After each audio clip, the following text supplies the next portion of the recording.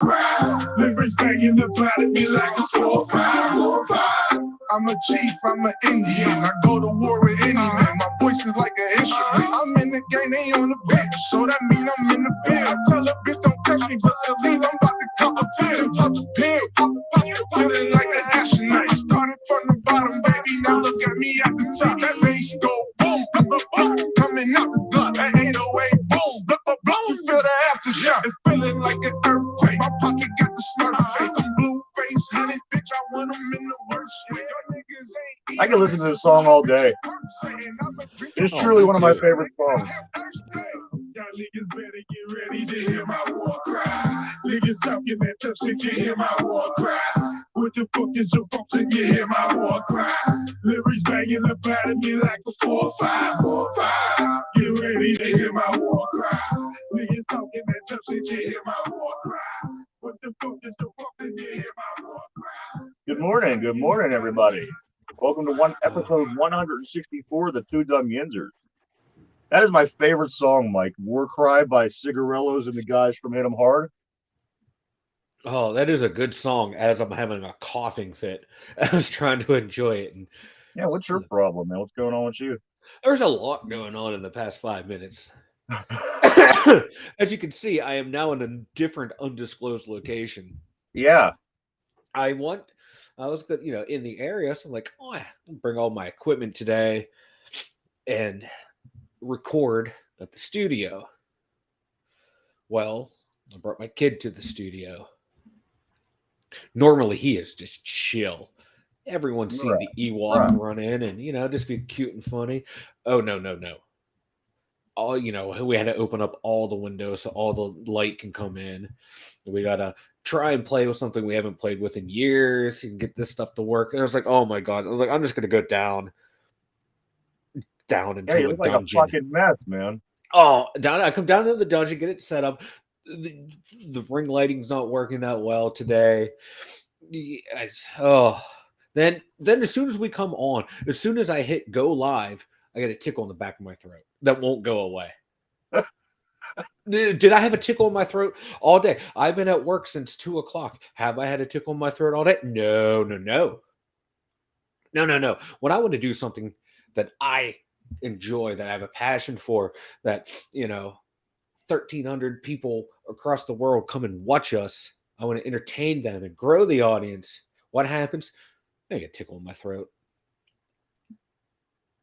So that's my day. That's my day. It started off great, and then it just went downhill. But the good part is, we're here, we're talking, and my kid is upstairs having the time of his life. For real? Damn, it must be true. I can hear him laughing, giggling, and it's just, oh, you kicked me out of the fun room down into the dungeon. You should be in the dungeon. Did no one call children youth services? That was a joke. Or was he needed one of them shoots like Casey has on TikTok. Yeah. You know what the thing is? The kids would like that. They would he would love it. Probably leave you alone. Oh, he would. He'd be playing with that all day long. Oh God. Hopefully. There's 4 minutes of Mike's misery for everyone. No, I like it. It's not even bad. It wasn't even bad. Tell us more. I'm enjoying it. Oh, it was just making me feel a lot better about my life. That's why I'm here. It's like, if this is the worst that could happen to me today, I'm doing all right. Yeah. Well, you're just a lot better than. Go ahead. It's just like, when you have a plan, you're like, oh, this is going to be cool. This will be cool. Everything's going to come falling together. No. That's why I don't plan shit, man. I just I sleep until it's time to get up to do whatever I have to do, and then I just do it and get it over with. I say I plan. I have, planned for contingencies. Today, I didn't think I needed a contingency because I thought everything would go smooth. That's where I messed up. I thought things would go smooth for Mike. There's your first mistake. Yeah, it was. Yeah. See, there's a trick to that, Mike. There really is. And I found this out at an early age. If you think that things are going to be great and you're not going to have any issues, that's when you have the issues. Oh, yeah. If you think things are going to be terrible it ends up never being as bad as you expected. Yeah, I normally Nine, plan for the worst, hope for the best. This time I planned for the best and didn't even yeah, think about the worst. That's where I messed up. Because normally I'm like you said, don't think that good things are going to happen.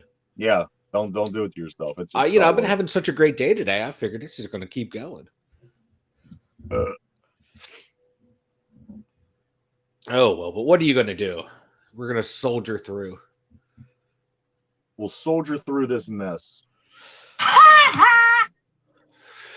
Well, No. as bad as you're doing, you're definitely doing better than the Pittsburgh Pirates, who finished their season last night, finishing with 62 and 100 record, Mike. 62 and 100.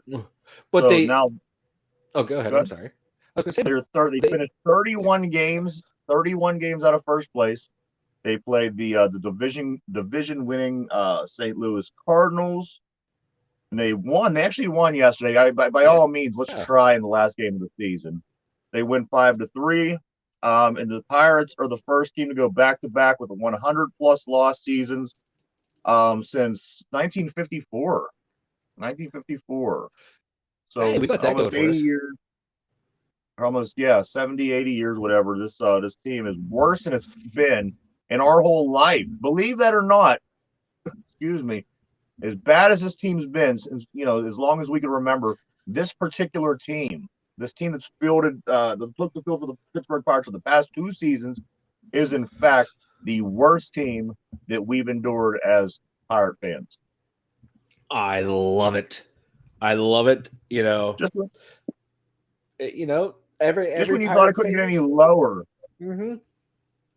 But hey, I've been assured by Pirates fans, the media, the pretend media, that this season doesn't count for the Pirates. We knew they were going to be bad. We knew they were going to be bad. So it doesn't count.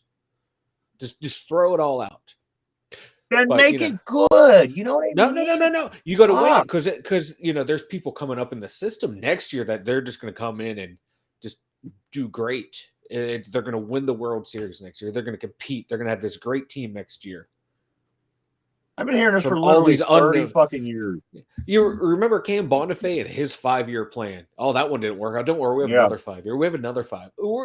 That's every GM that comes in. It's like, oh, just give us time. So it's just a continual cycling of 5-year plans that never pan out.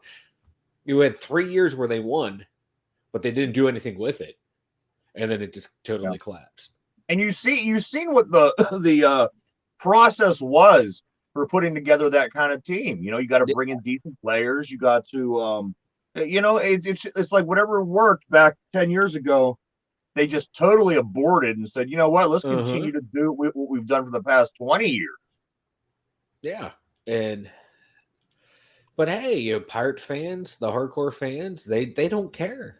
Because it's like, hey, we got it next year. Next year's a different year. This continually selling hope, and that's all they have. And I like a lot of other people, I would like to go to a Pirate game and take the kids and enjoy myself and get a Permani sandwich and a couple beers, watch a game. But I won't. I can't. Mm-hmm. I have a stance, a view, and you know what? I would be a hypocrite if I would go do those things. And as much as it pains me to say that, because like I said, it would be a good time. You go there, it's fun. It's fun. You walk through the city a little bit, you go in, get your food, get your seat, get your drinks, and just sit there and zone out for 3 hours. It's not that I don't want to do that. I do want to do that. But I have a belief, and I have a belief that they're not going to do anything to ever make the situation better if we, the fans, don't take a stand and stop attending these games and stop buying the vending food and taking our kids. And maybe then once they dig into their pockets and say, hey, wait a minute, my pockets are lighter now because people aren't showing up. Maybe, just maybe, I should run this business correctly. So that's my hope. Whether it happens that way or not, like I said, it's been 30 years. We had 3 good seasons in 30 years. So I'm not going to hold my breath, but that is generally the standard that I'm sticking by. Me too. I haven't bought anything pirate related in years. I think the last time I went to a pirate game was because it was part of my buddy's bachelor party the night before we went out partying, and then he wanted to go to a game. And that was the last time I went to a game. Bought the cheapest tickets possible, and that was it. And like, I don't think I bought any. I bought lunch. I bought lunch there, and that was I didn't want to, but I was hungover and I needed something to eat. So, but I have no desire to go. What a None terrible whatsoever. thing. It should be fun. We had fun. Yeah. We had fun. When I was a kid, I used to draw on my T-shirts, and I would make, shirts like the teams, and I put the team name and the guy's name on the back and the number, and such a kid thing. But it was such a fun experience, and I'll never forget that. And we're being robbed. Our kids, I would like for them to enjoy some baseball at some point. Yeah. I mean, they're kids. That's what you do when you're kids, and and it's unfortunate. It's unfortunate. And what do we want to do? You're gonna go fucking drive up to Cleveland, watch base? I am to drive up to Cleveland. Every time I drive up to Cleveland is to watch an away Steeler game, a Cavaliers game, something that I can't do here, or it's a big situation. Yeah. Now, am I gonna drive up there and watch the fucking? I don't even know what they're called anymore. So the Guardians, the Cardigans, the Cardigans. Yeah, it's Keeping Up with the Cardigans. It's the new reality show of the Cleveland baseball team. Yeah. A spinoff of the Drew Carey show. Oh God, that show. I like the Drew Carey show. I know I like the show, but like the intro to it, where they like Cleveland rocks. No, Cleveland sucks. No, there's bullshit. Yeah. No, the show was good. I like the show. I like the actors. Show was good. Yeah. Oh yeah. I like Mimi. Oh God, she was a handful. She was great. Well, she had all everybody's worked with somebody like Mimi in their life. Oh, you know what I mean? Yeah. Oh, the worst. Yeah. Other baseball news. The auction house offers $2 million to the fan who caught number 62. We're talking about Aaron Judge's record-breaking home run ball, number 62. So he leads now the AL and forever in single-season home runs with 62. He passed Roger Maris a couple days ago, also from the Yankees. And the auction house is offering the gentleman who caught the ball $2 million. I'm sorry, $2 million. I would chuck it back so fast at them. It would be like they just hit a home run at me and I was throwing the ball back. When they offered me $2 million, that ball would be coming right back at you, man. Normally, yeah, I would too, but this guy's already very wealthy. Guy who got the ball. Yeah, he the rich get richer. Yeah. So he has no rush. He's in no rush to get rid of the ball. And I don't blame him. I don't blame him.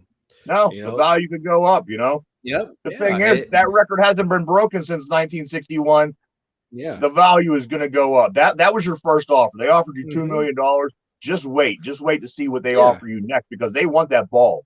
I'd hold on to it because Aaron Judge is a free agent and he's going to sign, a monster contract and be like, all right, buddy, you just signed, for a couple $100 million. You can spare a couple if you really want this and you really want it. And hey, it's not his ball. It's just the ball that he hit with the record. That's baseball, man. The ball gets into the stands. Whoever catches it, that's yours. You can do whatever you want with it. So I'd be calling. I would be calling the Yankees. I would be calling. I would be calling everybody, just trying to get the best possible bang, for your buck, man. Just have a bidding war between everyone. Yeah. We're like, oh no, they offer me this, they offer me that. No, hold on to that thing, man. Absolutely. Hop over to Acrisure Stadium. Steven Sims will be returning. He'll be the returner this week after All-Pro Gunner has 2 bad performances. He dropped some balls on punt returns, so we're gonna take a look at Steven Sims. Mike, do you have any insight on Steven Sims? I think he might be a little bit more sure-handed catching the punts than Gunner. I think a lot of people remember during training camp, he would try and see how many he can catch. That was him? Yeah, it was him. I think he got it up to like 6 or 7. He had a bunch. He had a bunch, and hey, I don't know how practical it's going to work, but it helps with you have to figure that helps with the concentration factor and everything. So as long as he can go like this and catch, I'm happy. Anything else, is a bonus. Maybe, just maybe, we could place him somewhere in the secondary. The Steelers are facing a lot of secondary issues, and I'm actually going to hand this one over to you, Mike, because you have more take on the injuries of the two teams. So why don't you go tell us a little bit about that, man? I'm going to start with the one that I don't know a whole lot about. I just know Buffalo. Buffalo's injury report. When it came out, I swear I counted at least 16, 17, 18 names of guys that are all in the injury report. Now, some starters, some aren't, but you're on there that there's something wrong with you. Yeah. So hopefully they can miss a couple players to help us out. But to the Steelers, Witherspoon, Cameron Sutton, Levi Wallace, Minka Fitzpatrick, Terrell Edmonds are all on the injured list. They all had some missed practice. Listen, yes, did not practice. Akilo, I think he's out with a hamstring. Yeah, he's out with a hamstring. I don't think he's going to play. Who is? Akilo Witherspoon. I believe he's the one who's definitely going to be out with that hamstring. It's still, yeah. Terrell Edmonds, he's out, he's in concussion protocol. It does not look like he's going to be cleared, but that's always subject to change. And that's a huge loss because we saw what happened as soon as he left that game, the middle of the field came open. Levi Wallace, he's out, going to play against his former team. Okay, Cam Sutton. Okay, there's an outside corner who can also play the slot. Same thing with Levi and Akilo Witherspoon, and then Minka Fitzpatrick. Why not lose one of the best or top 2-3 free safeties in the league? Yeah, that's all we need. We're already out the best outside linebacker. We're out now. We're going to potentially be out the best safety in football and our entire secondary. And that's the thing. Having these kind of injury issues obviously is a problem. However, when you're playing a team like Buffalo, this guy, their quarterback, this team, they're really good at picking apart defenses and secondaries and making it happen. So that is the most worrisome part for me. I think the offense, and I'm going to tell you why. I'm going to tell you why here in a second. Why I think the offense is going to do a little bit better this week. And believe it or not, it's not. I'm not going to use. I may use his name, but it's not going to be a direct Kenny Pickett compliment. But I think the offense is going to be able to do a little bit more this week. However, Buffalo's defense is good, and you're playing against a team who could easily put up 40 points any given week. Until I heard of all these injuries in the secondary, I thought that we did have a chance. I think if there was an ugly enough game and crazy things happen, I think that we could win. However, by just pound for pound and with the injuries that we're dealing with, this could become very difficult. Now, my catalyst for why I thought that the Steelers might play better offense up in Buffalo this weekend, the offensive line, and here for the Steelers, Mike, they took the biggest leap in rankings. They jumped from 21 overall to 13. The Steelers now have the 13 best offensive line in the league, and they surrendered the fewest pressures in the league so far. So this is an offense or an offensive line that we worried about, and I'm still concerned about. Yeah. However, they surrendered the fewest amount of pressures, and they made the biggest jump by any team in the league so far this season. I thought that just the gelling, the coming together of the offense might have been enough to keep us in this game. But once you throw them injuries in there, but you also said the Buffalo has a bunch of injuries. I don't know. It's gonna be a mess. The whole thing's gonna be a mess. But those are the games that I think benefit the Steelers at the kind of season they're having, or those messy, ugly games. Perhaps we could keep it just ugly enough to have luck go our way late in the game. I hope. But if Levi Wallace or Cam Sutton can't play, who's going to cover Stephon Diggs? You got one of the best receivers in the league, and you got one of the best quarterbacks in the league. Yeah. We're going to have Trey Norwood and Killebrew out there. Arthur Millette. There's three people that I could name off the top of my head of our secondary. I can't remember who else. Everyone else that I know is on IR. So it's this is going to be a rough one. But Hey, You like you know the thing. said, these types of games, it seems like that a team like the Steelers can pull it out just because all these people are out. But I still think we're gonna lose. You I'm know the thing depressed. about like you were saying with Diggs and the thing that pisses me off about the Steelers that they always do, they always do. You know that Diggs is coming. You know that Allen is coming. We'll go out, get torched in the first half by these two guys. Mhm. Stephon Diggs will have 100 yards, touchdown, 3 or 4 or 5 catches, and then we go to the locker room and make adjustments. Yeah. Don't we know prior to the game? Why don't we make the adjustments prior to the game to prepare for Diggs and Allen, opposed to waiting till we're down by 17 points at halftime? That always bugs me. You have a week to sit in the room with these guys, watch a tape, put a game plan together, and you're going to wait till halftime to make your adjustments. And I understand the other team game plans, and you don't know what they're going to come with, but you know what they're going to come with, and let's make the adjustments before the kickoff. They probably are making the adjustments, but then the other team's counter comes up with something different.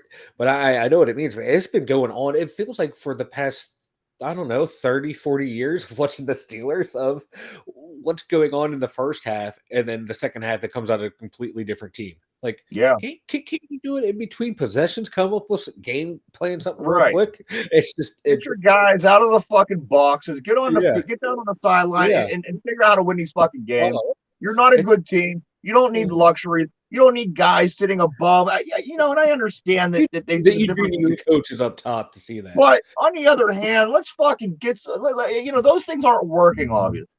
If it takes you bringing your guy down to the field, getting in every defensive huddle when them guys come off the field, that's what you got to do. You're sitting at 1-3 with the toughest schedule in the NFL left.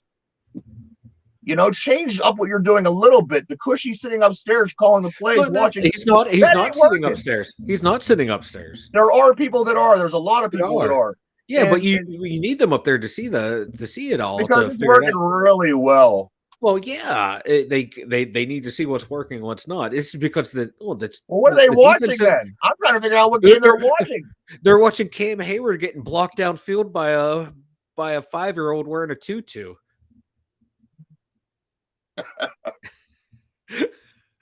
With her little princess bow and just going, take that, punk. I brought it up briefly yesterday. Mitch and Mason possibly trade bait.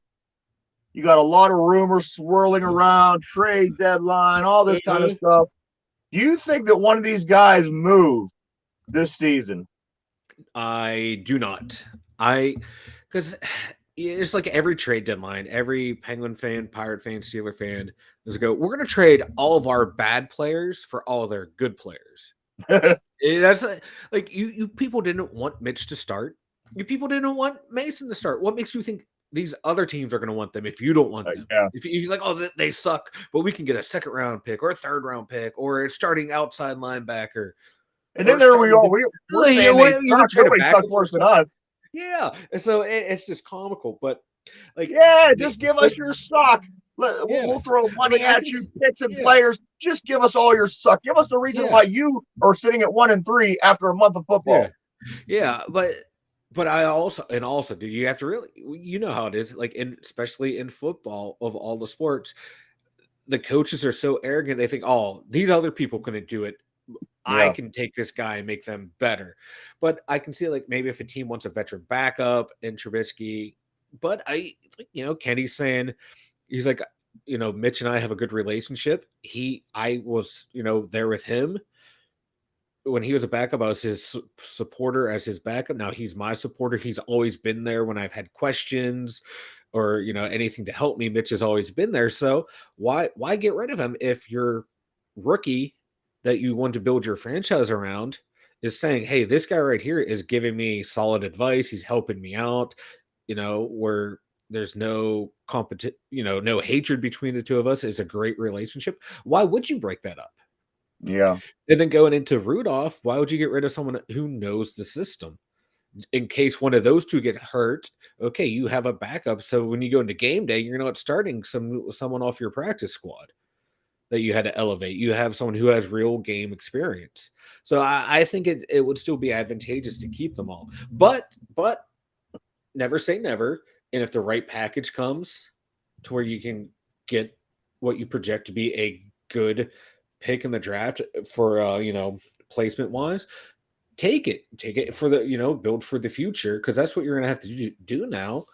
Stockpile resources for the next draft if the right package comes along. If not, turn it down, because hey, if someone you're one injury away from losing your potential franchise quarterback. So you might as well Right. have two people behind him that can keep playing, so you're not going out there totally embarrassing yourself. I think that if it happens, it's going to be Mitch Trubisky. I think possibly a team that, that needs a quarterback really bad could look at the situation and say, you know what, this team, they weren't really sure what they were doing coming in. They weren't full of confidence. Mhm. They had offensive line issues. The receivers weren't catching the balls. They had to really trim down his plays. So if we bring this guy in who was a quality quarterback at one time and bring him into our system as a backup, he's a sure hand to where he could come in and run a safe game, I think. And I think if anybody gets moved this off season, it would be Mitch. But like you said, you nailed it on the head the other day as well. With just the stock of these guys are down, you just lost your position to a Mhm. rookie, and Mhm. this other guy's been on the team for several years, and so I mean their stock is down. I don't think that they are either one of them are going to move either. However, if one of them do move, I think it's going to be Mitch. Yeah, and Mitch, like with his contract, it's non-guaranteed for next year. So even if the Right. Steelers keep him, they can cut him, and I think like there might be some cap implications, but just nothing major. And same thing with another team. They're like, okay, if we get him, he's not that great this year. We just ride it out, keep him on there. We have a veteran for a backup, and then jettison him in the offseason. So it's not like they're going to get second, third, fourth round pick for maybe like a fifth, sixth, seventh round pick. Maybe a combination this year, next year for the lower round picks. Yeah. But if you think, it's Pittsburgh, man, if okay, take a look at your wide receivers. If people don't pan out this year, okay, you get an extra 6th round pick. Where do we seem to always find wide receivers? The 6th round. So, Yeah. hey, grab one, run Right. it on a flyer on someone. We picked Mark Robinson. We are the project middle linebacker that shows a lot of promise. He was Yeah. what, a 6th, 7th round pick. So you can find these guys here and there. So might as well. If you could, I wouldn't do it just for one.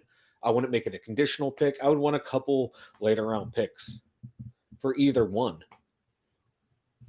Um, we'll hop over from our team to the goats. Antonio Brown posts photos of himself hugging Tom Brady's wife, Gisele Bundchen, amid divorce reports, trying to cause a little controversy, trying to stay relevant, significant. I Mhm. think that Antonio Brown, he's gonna be pulling some straws here for a while because he wants to be important. He wants people to talk about him. And Yep. guess what? He's not really doing anything. I mean, besides No, pulling his other than back out and giving yeah, people pictures of him and his wife, him and their wife. So I mean, that's all you're going to get from this guy the rest of the way. I'm so over Antonio Brown. I usually like the characters. I like that, but him, you're not doing anything. You're not doing anything for football. You're not even trying. You're fuck you, fuck you. I think it's great though. Just anything to troll Brady is I love it. So I got a chuckle out of it. Anything I hope to it works next week when we play that's yeah, me when too. I'll Yeah, care is yeah. when Just I see if Tom look, Brady looks shook or not when we're trying to yeah. beat them. Look, Other than that, this guy's yeah. this guy Abe, 84.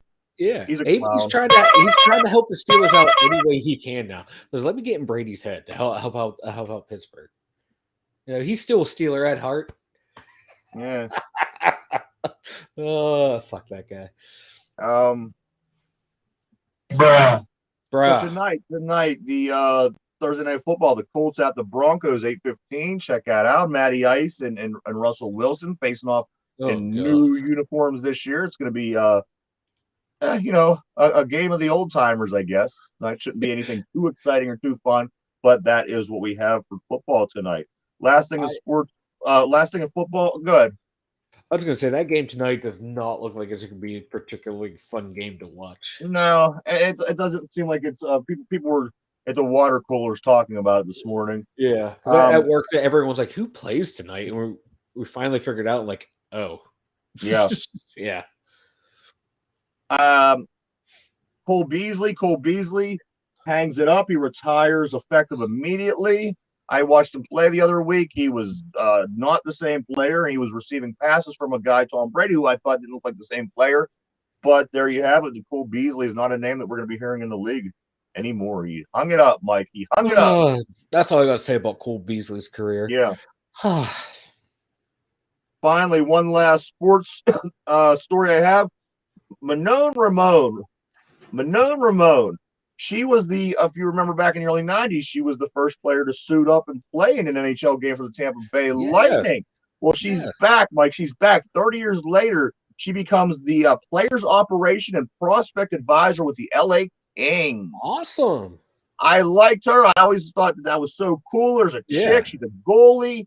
She's playing in the NHL. Now she's involved in other capacities. Good for her. Good for her. Yes, you're starting to see that in the NHL a lot more. Like women's players, like as soon as they retire, like these teams are offering them jobs, and they're not like a showcase job to go, "Ooh, look, we have a female employee." It's like, no, they're like legit in in the front office jobs of like talent evaluation and scouts and player management. It's awesome. If you know the sport, it shouldn't matter what gender or sex you are. So if you know your shit, get the best person for the job.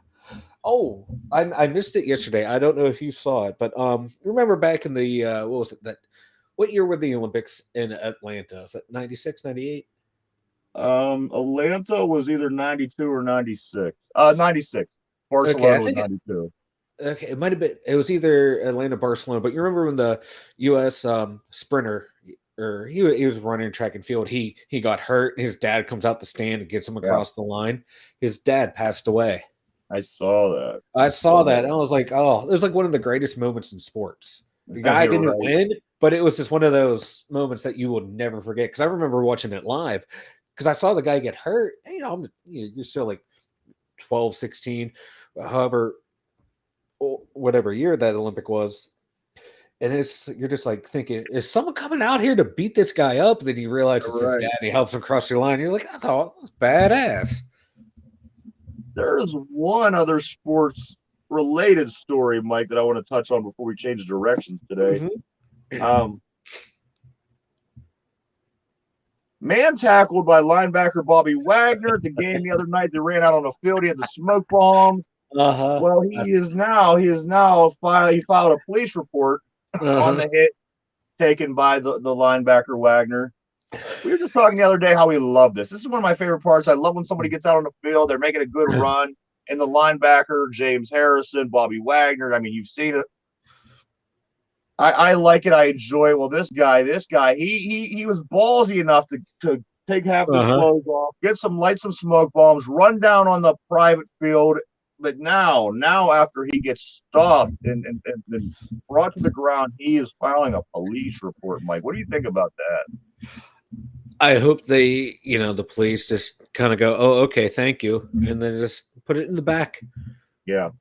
Just let it sit there and do nothing with it. Like, dude, you broke the law. You broke the city ordinances. You broke the agreement on your ticket stub and everything. You're the one who did wrong.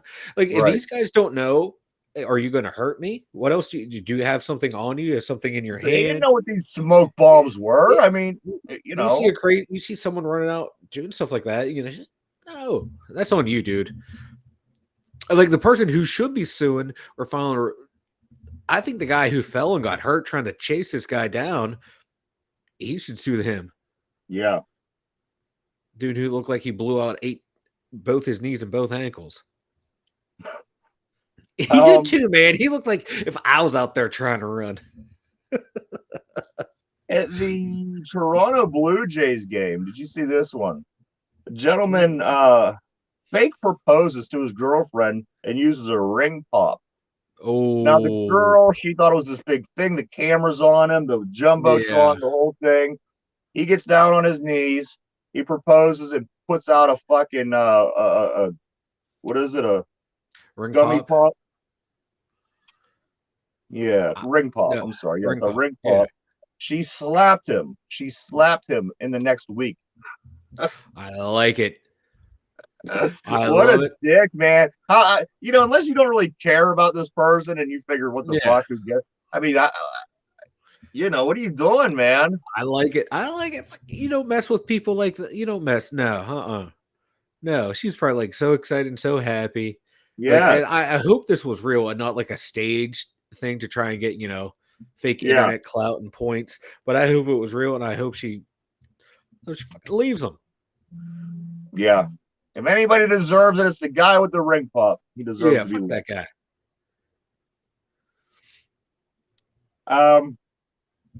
Here's kind of something disturbing, Mike. Pittsburgh police officers, they're not receiving bulletproof vests and uniforms at this time because the supply company suspended the city's account due to unpaid invoices. So for an organization who's supposed to keep things the way that they're supposed to be, the police, you're supposed to, keep everything. Mhm. They don't fucking have that. They don't pay their bills. That's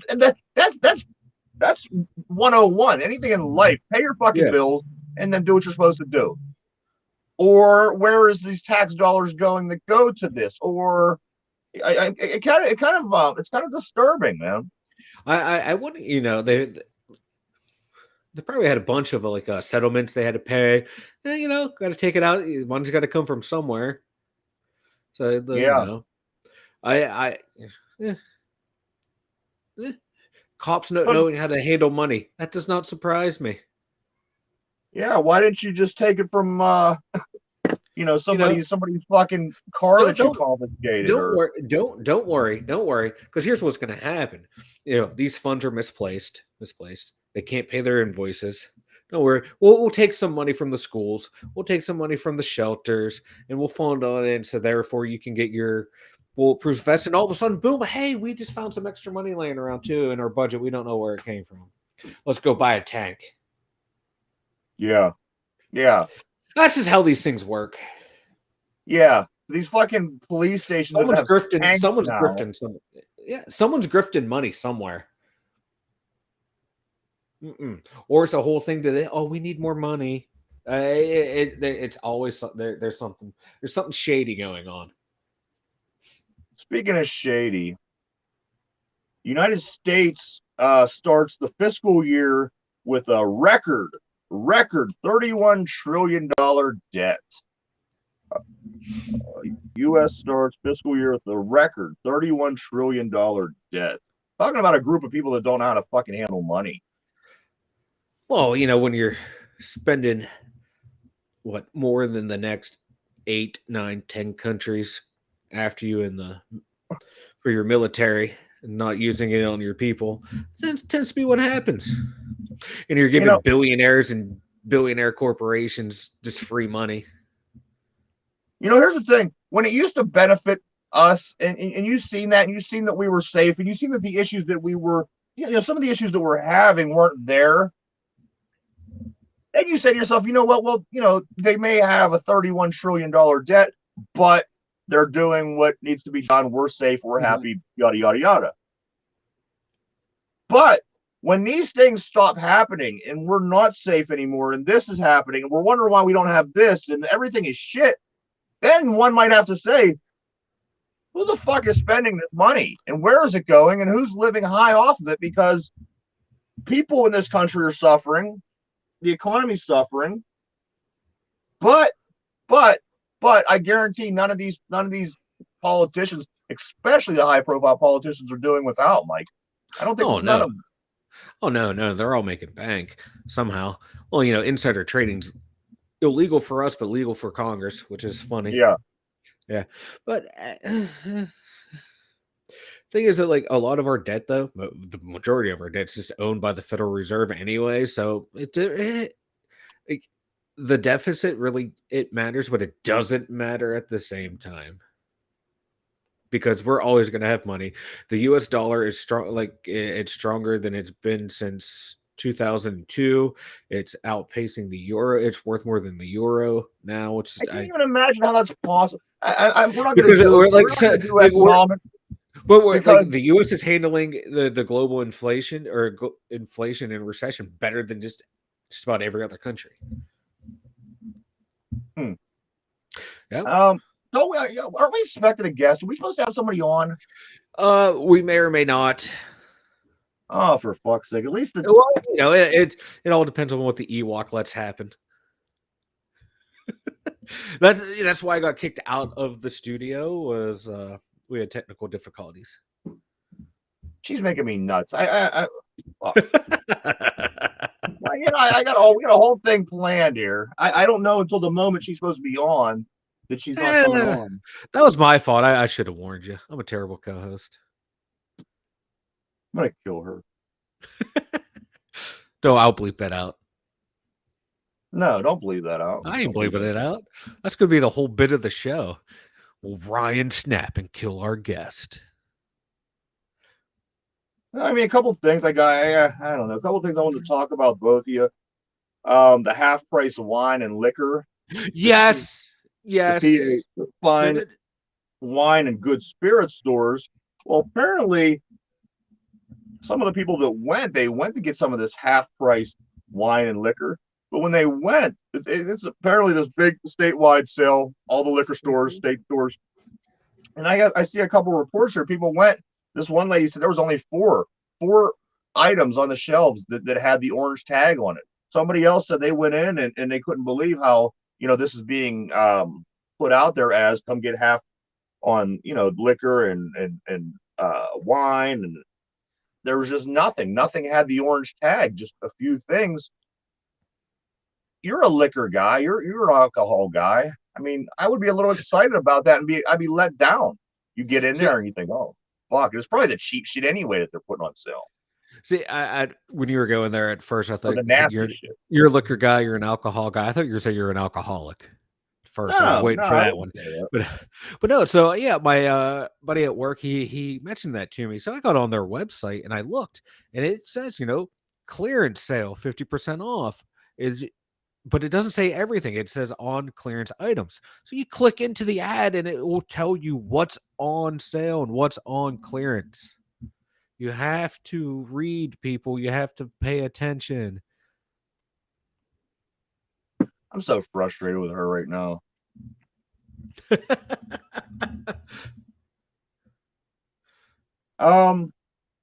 Matt, yeah. Oh, here we go. Here we go. Our man. Our myth, the There he is. legend. Hey, No, all right. P. Morton. Bad Dog 2020 is always cheap. Yes, it is always cheap, and it's cheap and it gets you drunk.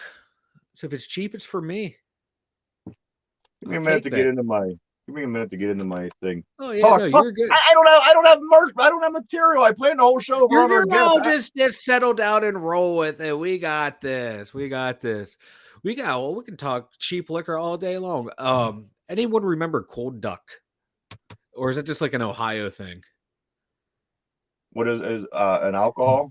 Yeah, it's like a malt liquor / like wine cooler / wine thing. It was nasty, but it gets the job done and it was great. No, I of course a Mad Dog. Yes, everybody's had their experiences with that. And you don't need stomach lining. No, yeah, hey, as long as my liver can process the alcohol, what do I need my stomach for? yeah, You get all your nutrients from you drink your beer. It has hops and barley and water. You get everything you need right then and there. Wait a So minute. you So don't need okay, your so stomach. P. Morton. I think what's more interesting here is P. Morton's in Japan. Yeah. Are you okay? So let's see. The exchange rate is like 144 yen to the dollar. I've been here when it was 68. How long, P. Morton, have you been in Japan? I didn't even you know what, Mike? I didn't even realize that they had alcohol in Japan. I never even dawned on me to even think about Japanese people drinking alcohol. Sake. Yeah, all right, sake. Sake bombs, baby. Sake bombs. A little sake dropping into the beer. Shoot it back. Heck yeah. That's You what know I'm what it was? talking about. We always liked the malt liquor. Like I would when we were kids and we would get people to buy us alcohol. I liked, at the time there was Mickey's Big Mouth and Old E and Mm-hmm. like so that's what we were drinking. We were back in the woods drinking malt liquor, Oh and yeah, even get the 40s. yeah, the 40s. We had a guy that would buy us 40s, and they were literally $2. The Mickey's Big Mouth was a $2 40. So you go in there and buy 5 40s and just chill the fuck out. And but that was always our thing. I wasn't big into I like to enjoy whenever I drink. I like to enjoy the buzz. It just seems like once you started getting into harder shit, especially like whiskey, Oh, I love you me just some lose whiskey. control of reality. And you know what? That loses its edge. For me, it did anyway. Yeah. After a couple of incidences in the police and this and that, you kind of lose you lose interest in that particular edge. But Now, see, yeah, whiskey never made me like. I know people like, oh, I can't drink whiskey. I get angry and violent. Like I drink whiskey, I get goofy and stupid. How I always am when I drink. Japanese people drink a lot. See, I would have never guessed that. I can't imagine the little Asian people, like how when you see a clumsy, sloppy American tripping around on the streets and falling straight over on their face. And I just don't picture the Japanese like that. You know what I mean? I picture them, Yeah, I don't yeah, know, not like because you that. only get like you only get like from like movies and TV shows a certain look of like different cultures if you don't live there. Yeah. Because everyone thinks Americans are riding around with their lifted pickup trucks, chewing their chew, drinking their cheap beer, and shooting guns, and that's okay. That is That that America. that's the reality. That describes so many people that I know. That's part of the reality anyway. See now, Mike, I don't when P. Morton texts now, when he Uh-huh. writes on the chat, do you get the new ones that come up in your chat box, or do you just get them on your screen? I get them on here. I get them on the chat box. I can put the chat overlay onto the screen. Oh, see now when new comments type in, they'll come over here. See, look at Yeah, that. We're don't do that. learning. Put me back up. I can't. There you go. I can't see me. But like on my chat on my box, I literally have. Oh, here they come. Okay. I got DUI scoop.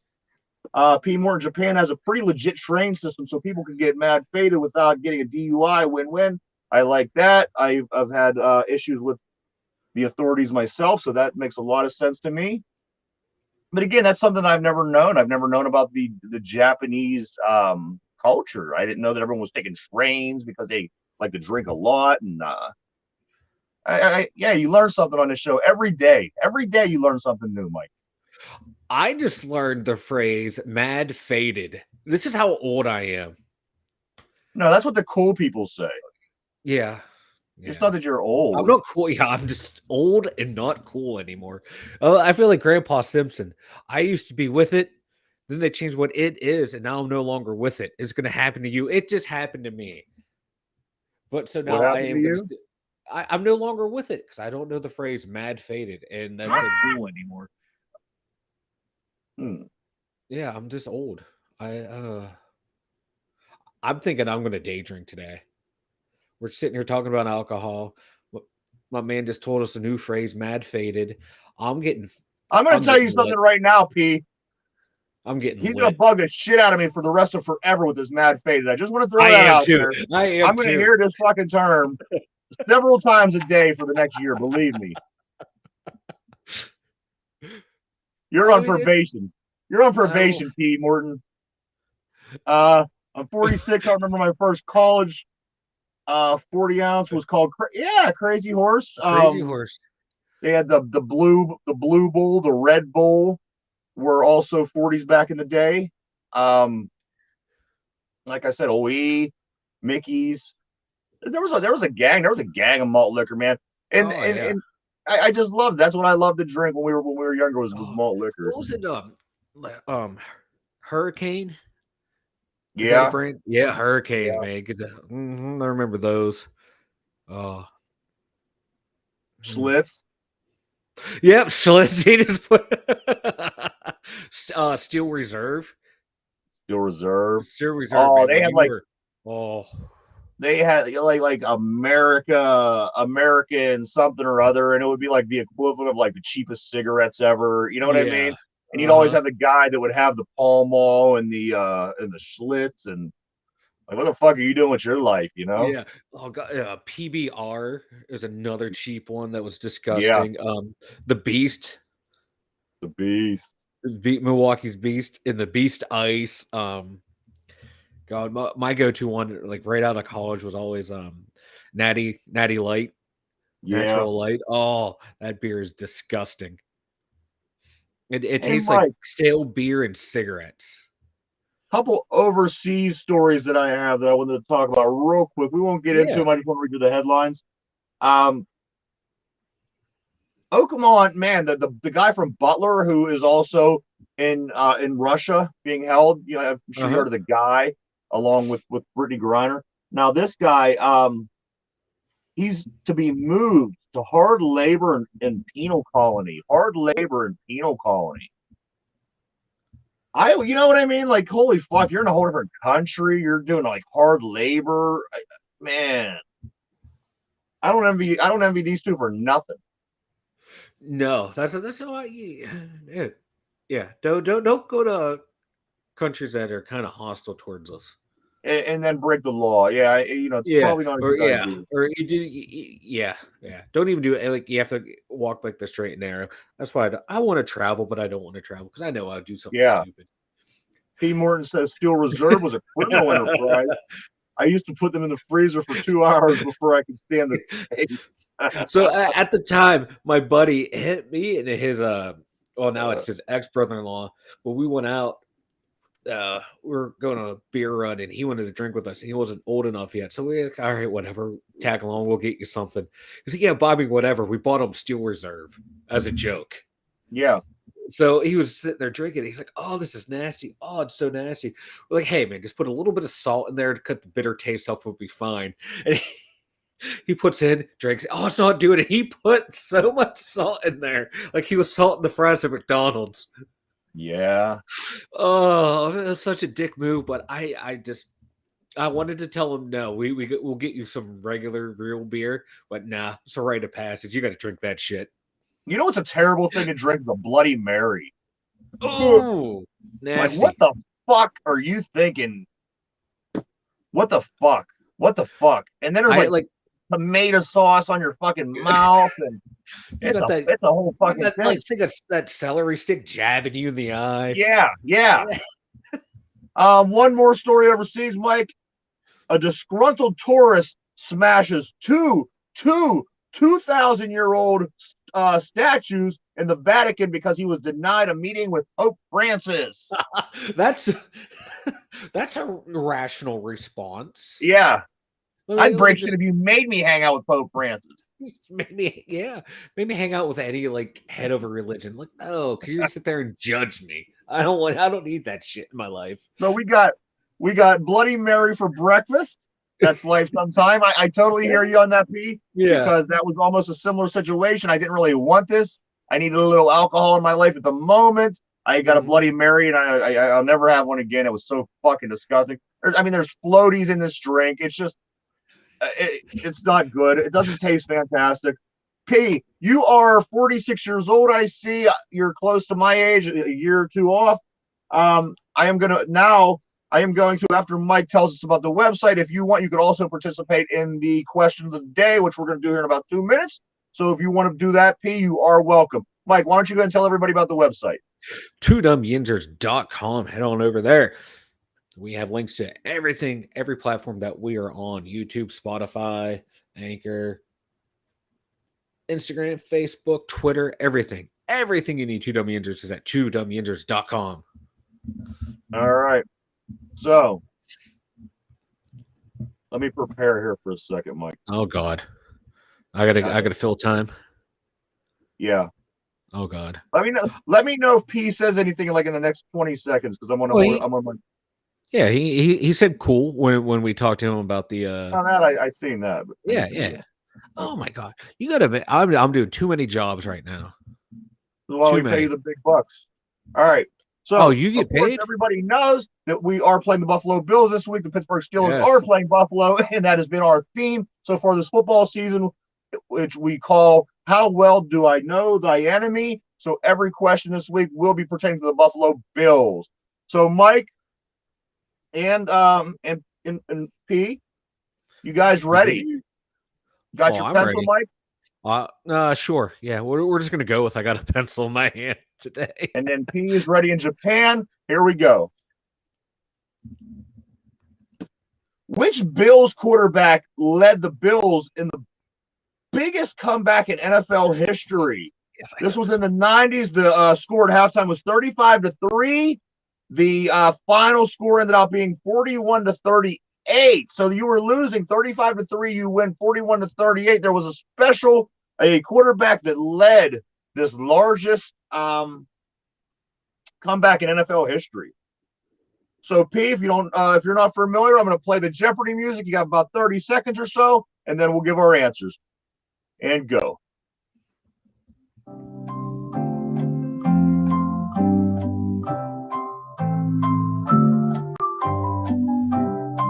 This one is so money.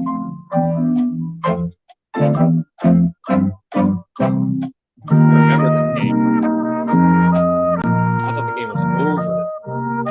My man comes in out of nowhere, riding a white stallion, leads the Buffalo Bills to victory. Improbable. Very improbable. It was very The Houston improbable. Oilers was, they were a team that year, and they were expecting to advance in the playoffs. Yeah. And then this quarterback came along. Mike, and Yes. create the biggest comeback in NFL Yes. history. Yes, they did. So again, everybody, the question of the day is this: which quarterback led the Bills in the biggest comeback in NFL history to bring the Buffalo Bills back from 35-3 to win 41-38? Okay, so P. Morton and P. Diddy and I, yeah, we both guess Frank Reich. you both guessed Frank Reich. Now you're guessing, and P. Morton is pretty sure. So it sounds like you guys are pretty confident. It was Frank we Reich. are confident. We got this. And is that your final answer? That's our final answer. We got this. We're get the 18 All right. right here figuring this Which shit out. quarterback led the Buffalo Bills in the biggest comeback in NFL history? They're saying Frank Reich. They're locked in. And the final answer, and the correct answer, of course, is